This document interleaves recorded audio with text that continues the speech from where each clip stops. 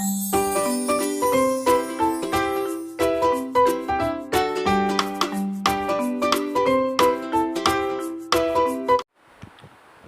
Evening बच्चों, welcome to my YouTube channel Anishka Kadyan with maths. आशा करती हूँ आप सभी बहुत अच्छे होंगे और आप अपनी पढ़ाई बहुत ही अच्छे से कर रहे होंगे। आज हम करने वाले हैं बेटा क्लास 10th का चैप्टर 4। चैप्टर 4 कौन सा? क्वाड्रेटिक इक्वेशन यानी द्विघात समीकरण।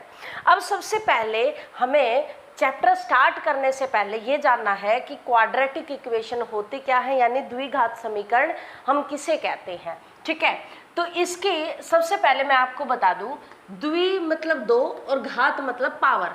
ठीक है, जिसकी दो पावर हो वो क्या होती है? द्विघात समीकरण। ठीक है, जिसके बराबर में भी कुछ आए और जिसकी पावर कितनी हो जिसकी पावर 2 हो, तो वो क्या हो जाती है हमारे पास? द्विघात समीकरण। जैसे मैं अभी लिख के दिखा दूं आपको कि इसकी जो जर्नल फॉर्म है ना, जर्नल फॉर्म यानी स्टैंडर्ड फॉर्म भी हम इसको बोल सकते हैं, तो वो क्या है? ax² plus bx plus c is equal to 0।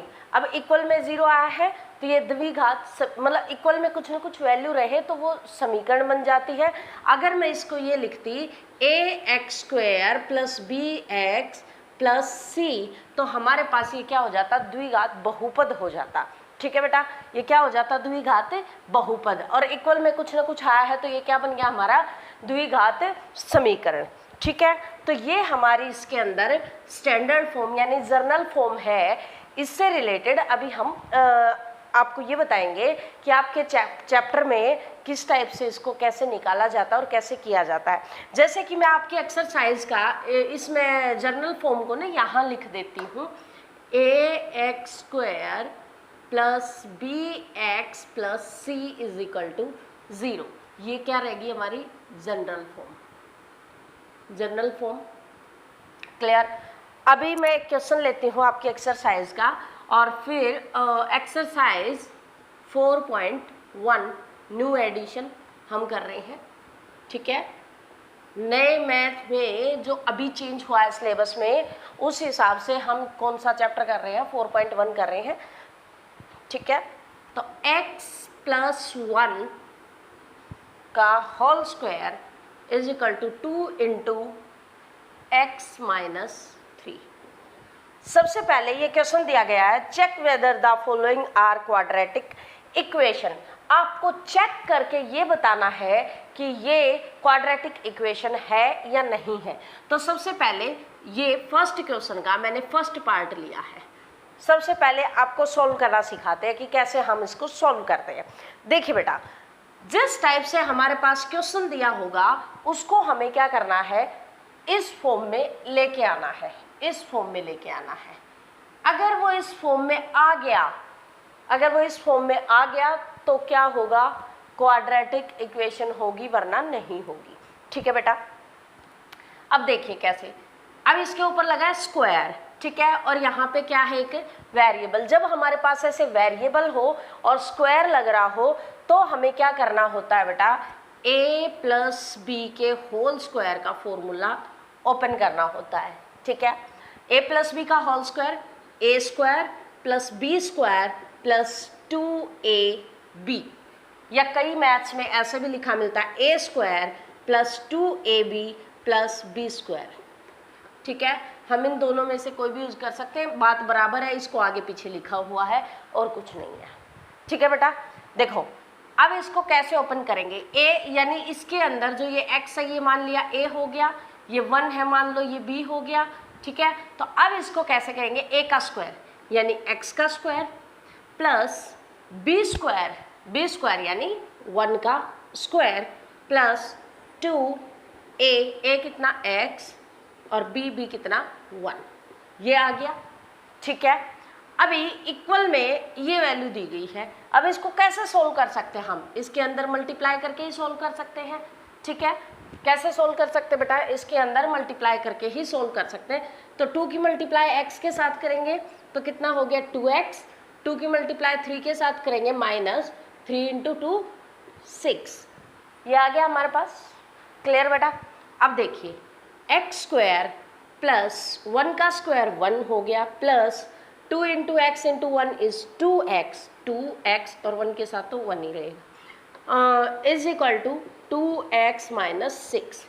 अब जो इक्वल में हमारे पास जो भी पोर्शन आया उसको हम इधर लेके आएंगे, इधर लेके सॉल्व करेंगे तो x square plus 1 plus 2x, ये इधर आएगा तो माइनस का 2x इक्वल के इधर आएगा तो माइनस का हो जाएगा, माइनस 6 इस इक्वल के इधर आएगा तो plus 6 equal to 0, plus 2x minus 2x cancel हो गया। अब यहाँ बचा एक्स स्क्वायर प्लस का 6 और 1 7 प्लस 7 इज इक्वल टू 0, हमारे पास ये बन गया। अब आप मुझे बताइए क्या ये क्वाड्रेटिक इक्वेशन की जर्नल फॉर्म के साथ मैच करता है? अब आप 2 पॉइंट ध्यान रखिए बेटा, ये इसका आंसर आएगा यस, इसका आंसर क्या आएगा? Yes, it is a quadratic equation. Yes, ये एक द्विघात समीकरण है। हाँ, यह एक द्विघात समीकरण है। अब देखिए कैसे, हमारे पास जर्नल फॉर्म है ax² plus bx plus c is equal to 0, यही है। अब आप लोगों को क्या ध्यान रखना है बेटा, इसके अंदर b c भलाए 0 हो जाए but a is not equal to 0, a 0 के बराबर नहीं होना चाहिए। ऐसा क्यों है बेटा, ये भी बता रही हूँ। अगर a 0 के बराबर हो जाएगा तो यहाँ पे आ जाएगा 0 x² plus bx plus c is equal to 0। अगर ये 0 हो गया तो बेटा ये क्या आ जाएगा, ये तो 0 आ जाएगा, plus bx plus c is equal to 0, तो यहाँ से बनेगा bx plus c is equal to 0, हमारे पास ये आ जाएगा। और ये आने से हमारी जो समीकरण है वो द्विघात नहीं रही। अब इसके ऊपर घात कितनी रहेगी? 1, यानी ये कौन सी समीकरण बन गई? लीनियर इक्वेशन, यानी रैखिक समीकरण। अगर हमारे पास a की वैल्यू 0 हो जाती है तो ये रैखिक समीकरण बन जाती है, इसीलिए b और c 0 हो सकते हैं, बस a 0 नहीं होना चाहिए। अब यहाँ पे क्या हुआ, x² हमारे पास है, यस है। अब यहाँ पे x की वैल्यू नहीं है तो हम क्या मानेंगे कि यहाँ पे b 0 हो गया होगा, तभी तो नहीं है। और यहाँ पे ये c है, तो इसीलिए ये एक द्विघात समीकरण है, यानी ये एक क्वाड्रेटिक इक्वेशन है। यस, ठीक है, क्लियर हुआ बेटा? बहुत ईजी है ना। अभी देखो हम नेक्स्ट पार्ट करने वाले हैं इसी का फर्स्ट क्वेश्चन का ही हम नेक्स्ट पार्ट करेंगे और उसको देखना आप कैसे सॉल्व करेंगे। हम ध्यान देना, बहुत ही ज़्यादा इजी है, ठीक है, क्लियर है? अभी देखिए बेटा, x minus 2 into x plus 1 is equal to x minus 1 into x minus 1 into x plus 3, यही है हमारे पास, ठीक है बेटा, ये है हमारे पास। अब इसको सॉल्व कैसे करेंगे? देखिए, सेम सिचुएशन, सबसे पहले हम ये देखेंगे कि इसको हम सोल्व कैसे कर सकते हैं। कोई ऐसा होगा जिसके अंदर हम स्क्वायर वाला फॉर्मूला लगाएंगे, कोई ऐसा होगा जिसके अंदर हम क्यूब वाला फॉर्मूला लगाएंगे, कोई ऐसा होगा जिसकी पावर 1 होगी लेकिन देखो ऐसे मल्टीप्लाई में है। तो इसको हमें क्या करना पड़ेगा, एक जर्नल फॉर्म में लेके आना पड़ेगा सॉल्व करके। अब सॉल्व इसको कैसे, देखिए, तो इसकी मल्टीप्लाई पहले इसके साथ करेंगे, ठीक है, फिर इसको लेंगे, फिर इसकी मल्टीप्लाई इन दोनों के साथ दोबारा करेंगे। अब कैसे करेंगे ध्यान दीजिए, x की गुणा x के साथ, यानी x गुणा x, क्लियर। अब x की गुणा प्लस 1 के साथ, तो बीच में प्लस आ जाएगा, दोनों प्लस के हैं, तो x की गुणा 1 के साथ तो x रह जाएगा, क्लियर है। अब माइनस 1 की गुणा x के साथ करेंगे तो माइनस 2 इंटू एक्स 2x हो जाएगा। अब माइनस 2 की मल्टीप्लाई प्लस 1 के साथ तो माइनस 2 हो जाएगा। इतनी बात समझ में आ गई बेटा, ठीक है, बीच में आ गया इक्वल। अब सेम सिचुएशन इसके साथ है, ये भी ऐसे लीनियर फॉर्म में दे रखे और मल्टीप्लाई दे रखे, तो पहले एक को लेंगे, मान लो x ले लिया और इसकी गुणा x के और 3 के साथ, दोनों के साथ, -1 की मल्टीप्लाई x और 3 दोनों के साथ करेंगे, ठीक है। अब देखिए x मल्टीप्लाई x, क्लियर। अब x की 3 के साथ करेंगे तो प्लस 3 इंटू एक्स 3x, -1 की x के साथ करेंगे -x, -1 की 3 के साथ करेंगे -3। इतनी बात समझ में आ गई बेटा आप लोगों को, ठीक है, क्लियर है ना, बिल्कुल इजी है। अभी देखिए सॉल्व करेंगे। मल्टीप्लाई में पावर क्या होती है, जुड़ जाती हैं, तो इसकी पावर भी 1, इसकी पावर भी 1, x की पावर 2 आ गई, x स्क्वायर बन गया बेटा। अब बीच में 2x और ये x, एक प्लस का एक माइनस का तो माइनस होएगा, और माइनस में ही x आ जाएगा क्योंकि माइनस का बड़ा है, ठीक है। तो -x बच गया और ये बचा -2, तो ये इधर आ गया। Same x square plus 3x में से x गया तो ये बचेगा 2x और ये बचेगा -3, ये बच गया, ठीक है। तो x स्क्वायर -x -2 और ये बचेगा x स्क्वायर प्लस 2x -3, ठीक है। तो इतनी बात क्लियर हुई बेटा। हमने क्या किया, तो इतनी बात क्लियर हुई बेटा। देखिए हमने क्या किया, x की पावर 1 थी, x की पावर 1 थी, दोनों पावर को ऐड कर दिया, -x -2, ये -2 लिख दिया यहाँ पे। इसमें भी x की पावर 1 थी, ऐड करके x की पावर 2 आ गया, प्लस 3x में से x गया, 2x बच गया और -3, अब ये कर दिया। अब ये जितनी भी वैल्यू है इसको हम इक्वल के इधर ले आएंगे और सॉल्व करेंगे। इसको हमने इस फॉर्म में ही बनाना है, ठीक है। इक्वल के उधर क्या बनाना है, 0 बनाना है, तो हम इस सब को क्या करेंगे, इधर लेके आ जाएंगे। तो x स्क्वायर -x -2, अब x स्क्वायर इधर आएगा तो -x स्क्वायर प्लस का 2 इधर आके -2x, -3 इधर आके +3 और इक्वल टू 0। ये बन गया हमारे पास, जो भी इधर था हम इधर ले आए। अब एक x स्क्वायर प्लस का है माइनस का है, ये कैंसिल हो जाएगा। ये कैंसिल होने के बाद बेटा -x -2x -3x बचेगा, और -2 + 3 इज 1, +1 इज इक्वल टू 0। अब हमारे पास आ गया ये, ठीक है। अब मुझे बताइए क्या ये क्वाड्रेटिक इक्वेशन है, क्या ये क्वाड्रेटिक इक्वेशन है? नहीं, नहीं है ना, नो। क्यों नहीं है? मैंने आपको बताया था कि जो a है वो 0 के बराबर नहीं होना चाहिए, और इसके अंदर x स्क्वायर वाली टर्म है ही नहीं, यानी a ही 0 हो गया, तो ये नहीं आएगा। तो इस टाइप से बेटा आप लोगों ने फर्स्ट एक्सरसाइज के फर्स्ट क्वेश्चन के पार्ट को ऐसे चेक करना है, और चेक करके ये बताना है कि ये क्वाड्रेटिक इक्वेशन है या नहीं है। तो अभी चेक कर पाओगे मेरे हिसाब से आप बहुत ही आसानी से, ठीक है। अभी हम क्वेश्चन सेकंड की तरफ बढ़ रहे हैं।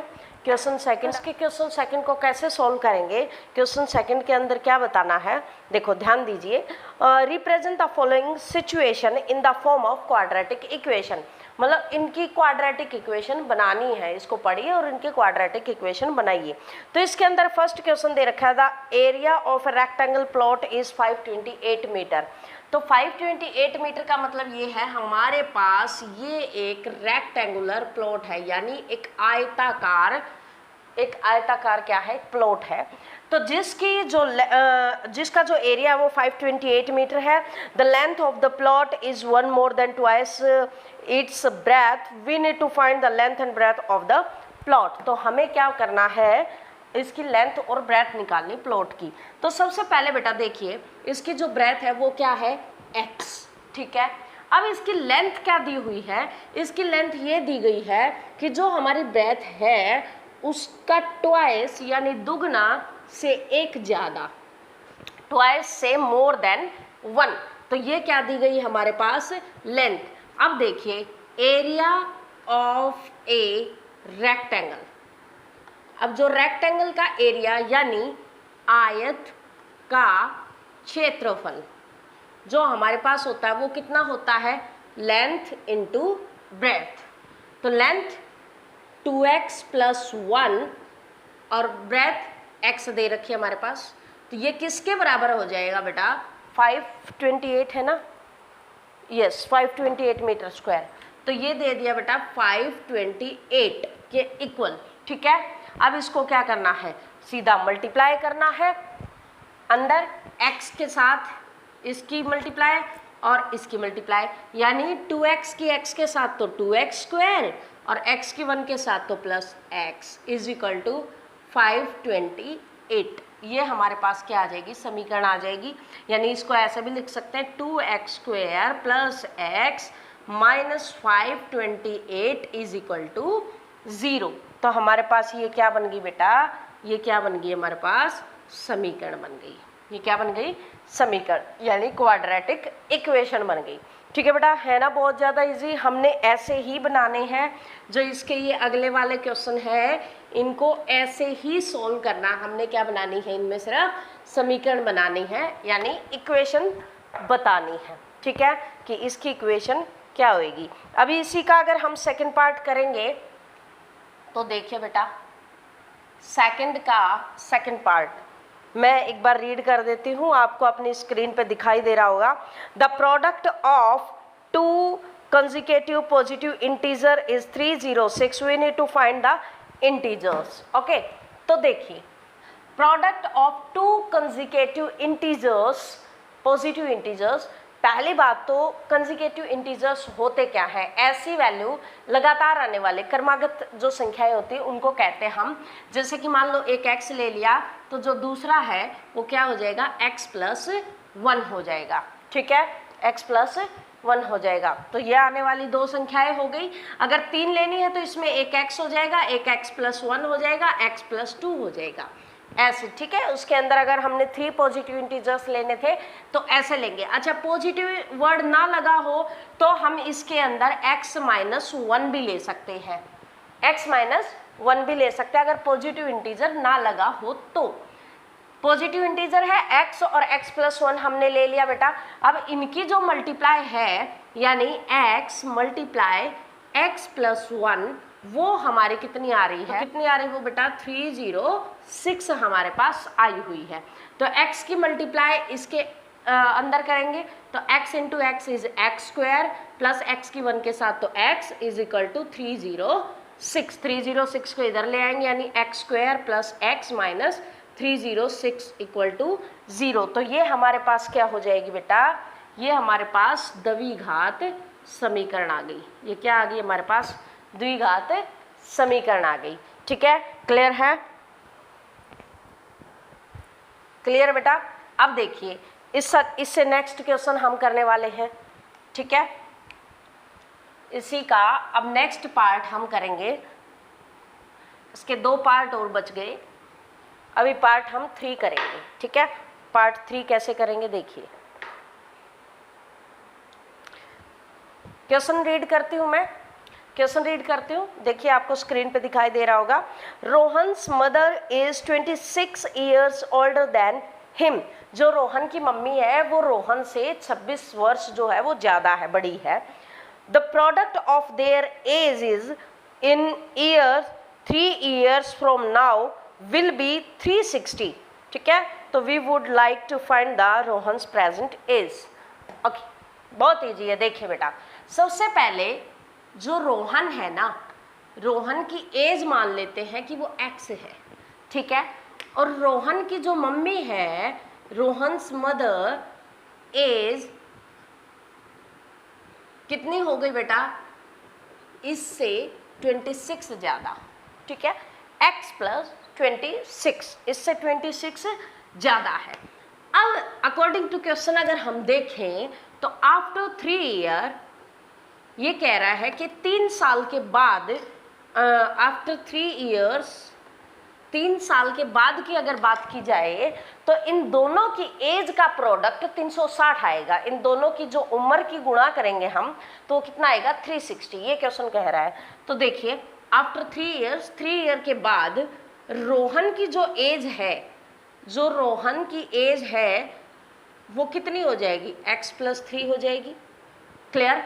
और रोहन की मदर की जो एज है, रोहन मदर एज कितनी हो जाएगी बेटा, मदर की जो एज है वो कितनी हो जाएगी, पहले x प्लस 26 है, 3 साल के बाद प्लस 3 हो जाएगी, यानी x प्लस 29 हमारे पास आ जाएगा। अब देखिए बेटा, जो रोहन की एज है यानी ये, और जो रोहन की मम्मी की एज है यानी ये इन दोनों का प्रोडक्ट कितना आना चाहिए 360, यही तो दिया गया है। यानी x plus 3 into x plus 29 किसके बराबर है बेटा, किसके बराबर है 360 के।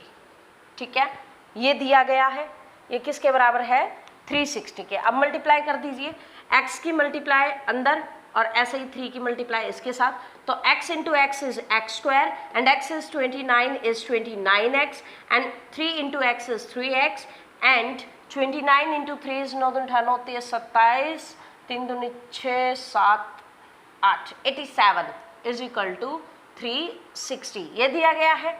अब 360 को भी इधर ले आइए और इसको सॉल्व कर दीजिए, यानी हमारे पास क्या आ गया एक्स स्क्वायर, उसके बाद 29 इन प्लस 3, ठीक है, is 32 plus 32x and plus 87, ये इक्वल, ये इधर आ जाएगा माइनस 360 इज इक्वल टू 0। अब बेटा 360 में से 87 को माइनस कर दीजिए, यानी x square plus 32x minus में आंसर आएगा क्योंकि माइनस का बड़ा है 60, 273 आ जाएगा, 273 इज इक्वल टू 0। और ये हमारे पास क्या आ गई बेटा द्विघात समीकरण, यानी क्वाड्रेटिक इक्वेशन आ गई हमारे पास। डन है, हो गया क्लियर। अब इसी एक्सरसाइज का एक लास्ट क्वेश्चन हमारे पास बचता है, उसको हम अभी करने वाले हैं। देखिए इतने ज़्यादा इजी क्वेश्चन हैं, आप लोगों ने क्या करना है, इसको रीड ध्यान से करना है। जैसे आप रीड करोगे तो उसी से ही हमने क्या बनानी है, समीकरण बनानी है। जैसे ही आप रीड करोगे और रीड करने से ही क्या बन जाएगी, समीकरण बन जाएगी। देखिए, A train travels a distance of 480 km at a uniform speed. Uniform speed का मतलब होता है बेटा एक जैसी, यूनिफॉर्म का मतलब होता है एक जैसी। एक ट्रेन है, travel a distance of 480 kilometer, वो 480 किलोमीटर की डिस्टेंस कवर करती है। If the speed had been 8 kilometer hour less, अगर हम उसकी स्पीड को 8 किलोमीटर एक घंटे में, मतलब 8 किलोमीटर कम कर दें, तो then it would have taken 3 hours more than to cover the same distance. तो सेम डिस्टेंस को कवर करने में उसको 3 घंटे ज़्यादा लगते हैं। ऑब्वियस सी बात है, अगर हम कहीं जा रहे हैं तो सोचो अगर हमने 60 किलोमीटर जाना है और हमने 1 घंटे में कवर कर लिया, तो 1 घंटे में 60 किलोमीटर कवर हो जाएगा। ठीक है, अगर हम अपनी स्पीड को कम कर दें, यानी 40 किलोमीटर जा पाए 1 घंटे में, तो टाइम ज़्यादा लगेगा ना बेटा, क्योंकि हमारी जो डिस्टेंस है वो तो सेम रहेगी ना, मतलब 60 किलोमीटर ही हमने जाना है, तो ये कम हो जाएगा। ठीक है, तो इसके अंदर सेम डिस्टेंस, तो we need to find the speed of the train. Okay, सबसे पहले हम क्या करेंगे, लेट मानेंगे speed of the train, of the train, train की जो स्पीड है ना उसको हम क्या मान लेंगे, speed of the train is x मान लिया। उसकी स्पीड को कितना मान लिया बेटा हमने, x मान लिया। ठीक है, डिस्टेंस हमारे पास दिया गया है, डिस्टेंस कितना है बेटा 480 किलोमीटर। ठीक है, 480 किलोमीटर दिया गया है। अब हम टाइम अगर हम निकालेंगे, टाइम समय क्या होता है, समय क्या होता है, डिस्टेंस, अभी मैं हिंदी में भी लिखने वाली हूँ, डिस्टेंस बाय स्पीड। ठीक है, स्पीड का मतलब होता है बेटा चाल, डिस्टेंस का मतलब होता है दूरी, और टाइम का मतलब होता है समय। तो हमारा जो समय का फॉर्मूला बना वो क्या बना, दूरी बाय चाल, यही है डिस्टेंस बाय स्पीड। तो ये पहली बात जो कह रहा है उसका हमारा क्या आ जाएगा कि 480 divide by x, time, time लग रहा है ना, हार्स, हार्स क्या हो गए, इतने हार्स हो गए। 480 डिवाइड बाय एक्स, इतने क्या हो गए हमारे पास, हार्स हो गए। अब देखो इसकी जो सेकंड कंडीशन दी गई है, सेकंड कंडीशन दी क्या गई है, कंडीशन ये दी गई है अगर हम इसके स्पीड को 8 कम कर दें, ठीक है, स्पीड को अगर 8 कम कर दें तो टाइम 3 ज़्यादा लगेगा। अगर स्पीड को 8 कम करेंगे तो अभी हमारे पास स्पीड जो है वो कितनी हो जाएगी, x पहले थी -8 कम कर रहे हैं, -8 हो जाएगा, ठीक है, -8 हो जाएगी किलोमीटर पर हार, 1 घंटे के हिसाब से करनी है ना, किलोमीटर पर हार, ठीक है, तो स्पीड इसकी x -8 किलोमीटर पर हार हो जाएगी। अब दूसरी बात, इसके अंदर स्पीड तो ये हो गई, और टाइम कितना लग रहा है, जितना टाइम था इतना था हमारे पास 480 डिवाइड बाय x, ये टाइम था, इससे कितना 3 ज़्यादा लग रहा है, ठीक है, 3 ज़्यादा लग रहा है, हाँ इतना टाइम ऐसे लग रहा है ये, ठीक है बेटा। अब हमारे पास इस हिसाब से अगर हम डिस्टेंस निकालेंगे यानी दूरी अगर हम निकालेंगे तो इसका फॉर्मूला क्या हो जाएगा बेटा, टाइम इनटू स्पीड, क्योंकि स्पीड को इधर लेके आएंगे तो डिस्टेंस रह जाएगा उधर, यानी समय इनटू चाल, ठीक है। अब समय कितना है, ये 480 डिवाइड बाय x प्लस 3 समय इनटू चाल, x -8 किसके बराबर बेटा, डिस्टेंस के बराबर, यानी 480 के बराबर, क्योंकि ये क्या दे रखी थी, सेम दे रखी थी। अभी आप लोगों ने क्या करना है बेटा, इसकी मल्टीप्लाई करनी है और इसको सॉल्व करना है, यानी x की मल्टीप्लाई हमने क्या करना है, इस x की मल्टीप्लाई को इसके साथ करनी है और इसके साथ करनी है, सेम -8 की मल्टीप्लाई इसके साथ करनी है और इसके साथ, इसको सॉल्व करके और इस समीकरण को कमेंट बॉक्स में लिखना आपने, इसको सॉल्व करके क्या करना है, कमेंट बॉक्स में क्या लिखना है, इसका आंसर लिखना है और करके मुझे सेंड कर देना है। अब ये एक्सरसाइज हुई आपकी कंप्लीट। नेक्स्ट एक्सरसाइज हम नेक्स्ट क्लास में करेंगे। सो चैनल को लाइक करें, शेयर करें, सब्सक्राइब करें and thank you so much, thank you for watching this video, thank you.